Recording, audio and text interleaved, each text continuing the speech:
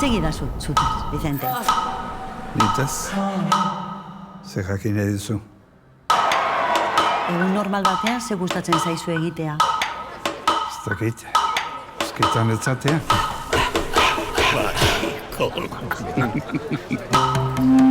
Ez duzu zaletasunik. Urteak zeramatzan Kanarietan bizitzen. Erritmo motelekoa zara. Jarri jazu 40 urteko mutil puska batea, ritmo moteleko nahiz ez. Vicente, baldago, jakin beharko genukeen beste ezer. Egunon! Egunon, Amaia. Guapa, Aserre zaude. Jarri hortxe, Vicente. Aserre egoteko eskubide osoa duzu. Dolu bat pasatzen ari zara. Zergatik arduratu behar izan zinen itaz. Banere eta zehalako.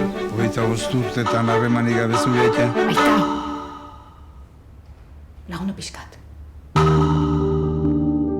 Vicente, badago faltan botatzen duzun zerbait? Aita, egoitzan inork ezaki?